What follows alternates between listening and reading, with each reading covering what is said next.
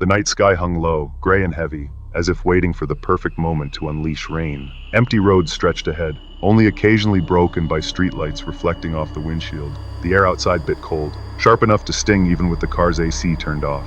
On the passenger seat, 2 pizza boxes lay slightly steaming, their faint aroma seeping through the cabin.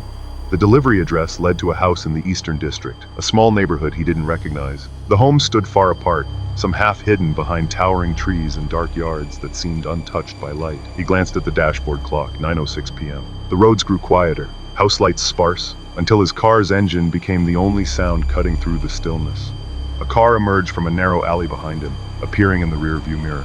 Nothing unusual except how close it trailed. No attempt to pass, no slowing down, just persistent following. At first, he suspected nothing. The road was empty.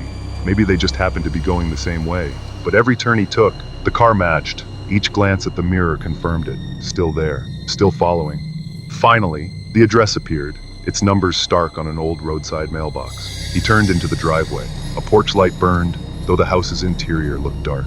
The trailing car didn't stop, didn't slow, just drove past and disappeared around the bend. He killed the engine, exhaled slowly, then grabbed the pizza box and stepped out. Shoes crunched on the damp gravel path. Night wind carried the scent of wet earth and leaves as he climbed the porch steps and knocked twice. No response. He waited, knocked again. Only silence, until interior lights gradually brightened, like someone rousing from sleep. The door finally creaked open to reveal a woman squinting in the threshold. Her face was drawn, hair disheveled, eyes half-lidded. Pizza delivery for this address. He recited the house number. She stared blankly before frowning. I didn't order anything, her voice thick with sleep. I was in bed. The words rang true, no suspicion. Just annoyance at being disturbed. The door closed softly behind her. Nothing overtly strange, yet nothing felt right. The teen stood frozen on the porch, clutching the 2 pizza boxes with nowhere to deliver. He glanced down, then turned back toward his car, mind racing through possibilities. Wrong address? Prank call? No answers yet, but just as his fingers brushed the car door handle, ice slithered up his spine. He looked up. There, a car idled silently, directly behind his own. The car sat soundless, lights off, only its faintly rumbling engine betrayed by thin exhaust vapor dissolving into the night. He stood paralyzed, body weightless yet tense, as if suddenly realizing something had been wrong from the very beginning. A quick glance back at the house, porch light extinguished. No signs of life inside. The world felt quieter than ever. He inched toward his car, eyes locked on the vehicle blocking his exit. No movement within. Its windows were blacked out, too dark to see inside. The driveway's narrow confines left no room to turn or maneuver around.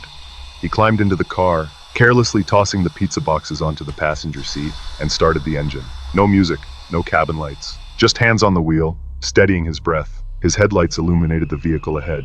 It didn't react. He inched forward, reversed slightly, then angled toward the house to turn around, now facing the stranger's car. His beams hit its bumper, carving its silhouette into sharp relief. Still no movement, not even brake lights. The 2 vehicles now sat 5 meters apart, locked in a standoff. His grip tightened on the wheel, palms slick with cold sweat.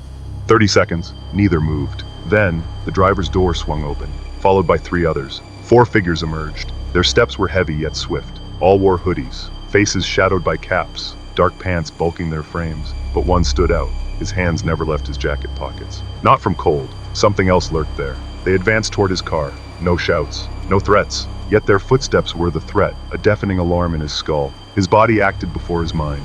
Hands clenched the wheel. The accelerator slammed. Tires screeched on wet earth. The car veered off the driveway, hunting for space between the mystery vehicle and the grass edge. Too narrow. Front wheels lost traction, skidding onto soft ground until a dull thud, the bumper kissing a sapling. Not hard enough to deploy airbags, but enough to stall escape. He knew he wasn't fully trapped, but time had run out for engine restarts. His hand clawed at the door. His body launched into the night. And he ran.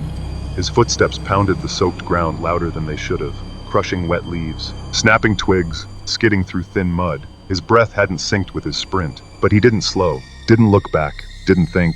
From behind, a voice, a sharp shout, cut short, then another barked phrase that might have been a fake name or frantic order. Only one of them was chasing. Not all, just one, but it was enough. He kept running into the trees. Darkness, dampness, no direction, but better than the blocked driveway. Better than those hoodie-shadowed faces. Night air razored his lungs. Branches lashed his arms and cheeks. Still he ran until the sounds behind him faded. His breath came in bursts. His steps slowed, then stopped.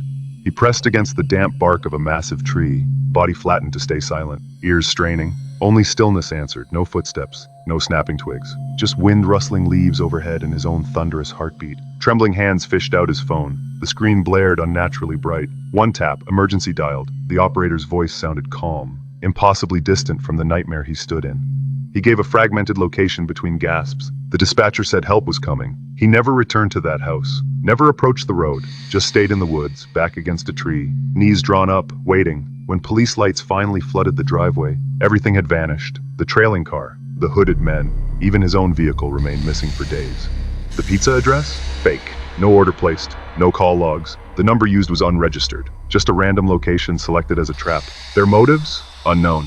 But 4 men had waited in darkness with hidden faces and concealed hands. One chased him, and if he hadn't run fast enough. That night's story might have stayed untold,